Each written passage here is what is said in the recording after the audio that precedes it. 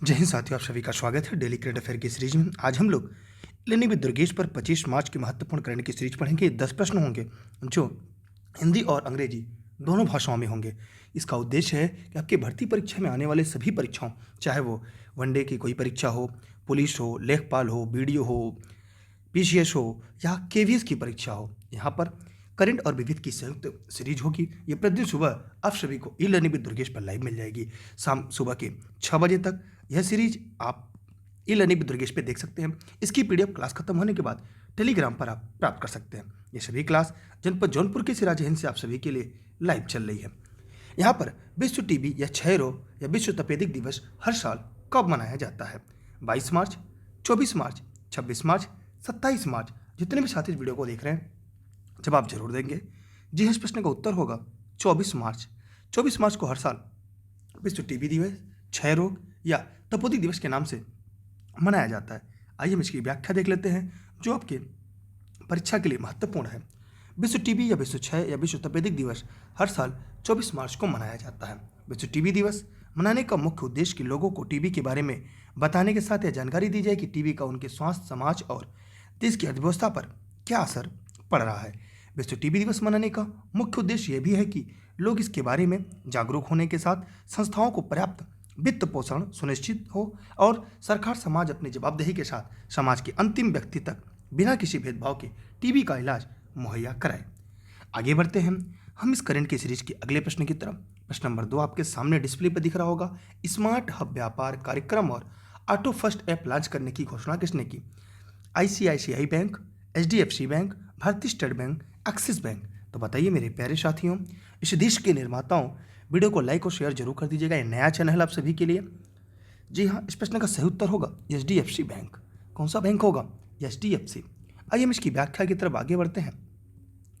HDFC bank ने लघु व्यवसाय ऋणों को डिजिटल प्रोत्साहन देने के लिए निम्नलिखित 2 पहल आवेदनों में स्मार्ट हब व्यापार कार्यक्रम और ऑटो फर्स्ट ऐप लॉन्च करने की घोषणा की।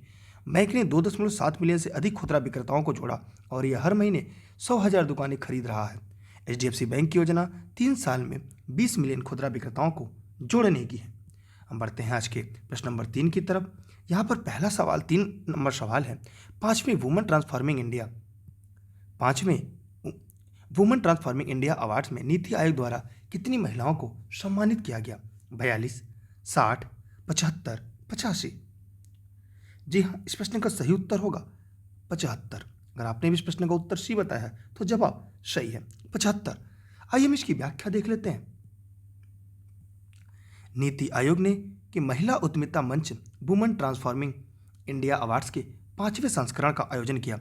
आज़ादी का अमृत महोत्सव के हिस्से के रूप में भारत की आज़ादी 75 साल पूरे होने का जश्न मनाने के लिए WTI पुरस्कार को सशक्त और समर्थ भारत की दिशा में उसके योगदान के लिए 75 महिलाओं को सम्मानित किया गया। आगे बढ़ते हैं अगले प्रश्न की तरफ। सामने दिख रहा है स्पोर्ट्समैन ऑफ द ईयर 2022 का पुरस्कार किसने जीता? नीरज चोपड़ा, प्रमोद भगत, आरिफ, अजीत पाल। तो बताइए जल्दी जल्दी, जितने भी साथी इस वीडियो को देख रहे हैं भाई जवाब जरूर दिया करिए।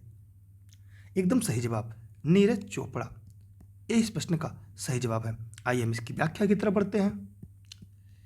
टोक्यो ओलंपिक स्वर्ण पदक विजेता नीरज चोपड़ा 2022 की स्पोर्ट स्टार एसएस अवार्ड्स में प्रतिष्ठित sport star of the year पुरस्कार जीता। टोक्यो ओलंपिक में रजत पदक जीतने वाली भारोत्तोलक मीराबाई चानू को sport star of the year का पुरस्कार मिला। एसएस अवार्ड खेल में उत्कृष्टता की भावना का जश्न मनाते और हमारे एथलीटों और खिलाड़ियों को नए रिकॉर्ड तोड़ने और गौरव के लिए शिखर तक पहुंचने के लिए प्रेरित करने की उम्मीद करते हैं। अगला सवाल आपके सामने है, शायद दिख भी रहा होगा आपको डिस्प्ले पर। कह रहा है कि राष्ट्रीय ई विधान एप्लीकेशन कार्यक्रम के माध्यम से पेपरलेस मोड विधानसभा सत्र आयोजित करने वाला भारत का पहला राज्य कौन बना? मिजोरम, नागालैंड, आंध्र प्रदेश, हिमाचल प्रदेश। सभी साथी जवाब दीजिएगा जितने इस वीडियो को देख रहे हैं। नागालैंड इस प्रश्न का सही जवाब है। आइए हम इसके विस्तृत व्याख्या की तरफ बढ़ते हैं। नागालैंड राष्ट्रीय ई विधान एप्लीकेशन कार्यक्रम के माध्यम से पेपरलेस मोड में विधानसभा सत्र का आयोजित करने वाला भारत का पहला राज्य बन गया। राष्ट्रीय ई विधान एप्लीकेशन एक यूनिकोड अनुपालक सॉफ्टवेयर है जिसमें विभिन्न दस्तावेजों, प्रश्नों की सूची, व्यवसाय की सूची, रिपोर्ट आदि द्विभाषी रूप से आसानी से प्राप्त करने का प्रावधान है। बढ़ते हैं अगले सवाल की तरफ। कह रहा है हाल ही में हरियाणा के किस जिले में विश्व प्रसिद्ध सूरज कुंड और अंतर्राष्ट्रीय शिल्प मेले का 35वां संस्करण आयोजित किया गया? करनाल, हिसार, फरीदाबाद, गुरुग्राम। सभी साथी जवाब देंगे। जी हाँ, फरीदाबाद। 35वां संस्करण बता रहा है सूरज कुंड अंतर्राष्ट्रीय शिल्प मेले का। आइए हम इसकी व्याख्या देख लेते हैं। यह कार्यक्रम हर साल सूरज कुंड मेला प्राधिकरण और हरियाणा पर्यटन द्वारा केंद्रीय पर्यटन, कपड़ा, संस्कृति और विदेश मंत्रालयों के सहयोग से संयुक्त रूप से आयोजित किया जाता है। यह मेला 19 मार्च से 4 मार्च 2022 तक खुला है। इस मेले का आयोजन पहली बार 1987 में किया गया था। 2022 में जम्मू कश्मीर इस मेले की थीम स्टेट और उज्बेकिस्तान भागीदार राष्ट्र है। बढ़ते हैं हम आज के अगले सवाल की तरफ। प्रश्न नंबर 7 आपके सामने है। तुर्कमेनिस्तान के नए राष्ट्रपति कौन बने? देखिए, इसकी पीडीएफ आपको टेलीग्राम पर मिल जाएगी। टेलीग्राम पे आप सर्च करिएगा दुर्गेश सर, बिना स्पेस के। ई लर्निंग विद दुर्गेश आएगा, आप उसे ज्वाइन कर लीजिएगा सभी लोग। यहाँ पर इस प्रश्न का उत्तर क्या होगा? नाइब बुकेले, सरदार बडी मुखामेदेव, समरमुरत नियाजो, ग्रेबियल बोरिक। यहाँ पर इस प्रश्न का उत्तर है सरदार बर्दी मुखमदेव। आइए इसकी व्याख्या हम लोग देख लेते हैं। तुर्कमेनिस्तान के राष्ट्रपति सरदार बर्दी मुखामदेव ने शपथ लिए। बर्दी मुखामदेव अपने पिता पूर्व राष्ट्रपति गुरबांगुली बर्दी मुखामदेव की जगह लेंगे, जो 2006 में राष्ट्रपति बने और 2022 तक सेवा की। गैस समृद्ध देश का नेतृत्व करने के लिए सरदार बर्दी मुखामदेव ने 72.97% वोट हासिल किए। हम बढ़ते हैं आज के अगले और 8वें सवाल की तरफ। हाल ही में पंकज आडवाणी ने किसे हराकर 19वीं एशियाई 100 यूपी बिलियर्ड्स चैंपियनशिप 2022 में अपना 8वां खिताब जीता? नितिन गुप्ता, ध्रुव सीतवाला, कुलदीप सिंह, मोहन सिन्हा। जी हाँ, ध्रुव सीतवाला। आइए हम इसकी व्याख्या देखते हैं आपके साथ मिलके। हाल में पंकज आडवाणी ने ध्रुव सीतावाला को हराकर 19वीं एशियाई 100 यूपी बिलियर्ड्स चैंपियनशिप 2022 में अपना 8वां खिताब जीता। एशियाई 100 यूपी बिलियर्ड्स चैंपियनशिप 2022 का आयोजन दोहा, कतर में आयोजित किया गया। पंकज आडवाणी का यह 24वां अंतर्राष्ट्रीय खिताब और 8वां एशियाई ताज है। आज का 9वां सवाल। फार्मूला 1 बहरीन ग्रांड प्रिक्स 2022 का खिताब किस खिलाड़ी ने जीता? Charles Leclerc, George Russell, Carlos Sainz, Lewis Hamilton. जी हाँ, चार्ल्स लेक्लर। आइए हम इसकी व्याख्या देख लेते हैं। आप लोग वीडियो को शेयर जरूर करिएगा। जितने भी साथी हैं अपने स्टेटस पर जगह दीजिएगा। प्रतिदिन सुबह 6 बजे ई लर्निंग विद दुर्गेश पर आपको करंट की सीरीज मिलती जाएगी। चार्ल्स लेक्लर ने बेहतरीन इंटरनेशनल सर्किट में आयोजन फार्मूला 1 बहरीन ग्रांड प्रिक्स 2022 का खिताब जीता।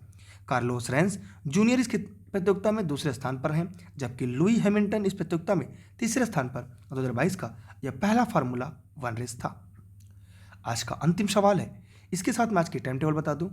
1 बजे दोपहर में आपको संस्कृति क्लास मिलेगी ई लर्निंग विद दुर्गेश के यूट्यूब चैनल पर।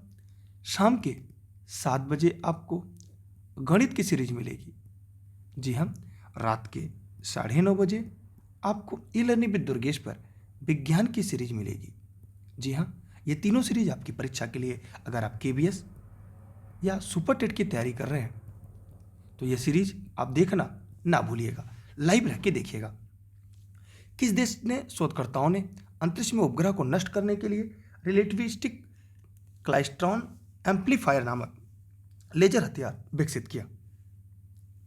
चीन, जापान, रूस, अमेरिका। तो चीन इस प्रश्न का सही जवाब होगा।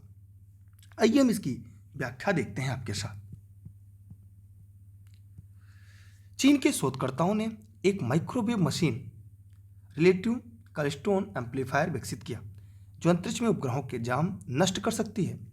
यह उपकरण के बैंड में 5 मेगावाट का तरंग पैदा कर सकती है। तकनीकी नागरिक और सैन्य दोनों देशों के लिए उपयोग किए जाने वाला विद्युत चुम्बकीय स्पेक्ट्रम का एक हिस्सा है। इसी के साथ आज की सीरीज आपकी समाप्त होती है। आप सभी लोग टेलीग्राम पे जुड़ जाइएगा। YouTube e learning with Durgesh, Facebook page e learning with Durgesh और नया app e learning with Durgesh का उसे प्ले स्टोर से डाउनलोड कर सकते हैं। और ऑनलाइन क्लास एंड नोट्स के लिए आप दिए गए नंबरों पर व्हाट्सएप करके जानकारी ले सकते हैं। घर बैठे आप सभी नोट्स प्राप्त कर सकते हैं, ऑनलाइन क्लास प्राप्त कर सकते हैं। ये मेरी क्लास निःशुल्क आप सभी को देशहित में राष्ट्रहित में प्रतिदिन सुबह ई लर्निंग विद दुर्गेश पर लाइव मिल जाती है, क्योंकि अभी की बार एक सीट हमार। थैंक यू, बाय बाय, जय हिंद, जय भारत। अगली क्लास में मिलते हैं, तब तक के लिए बाय बाय।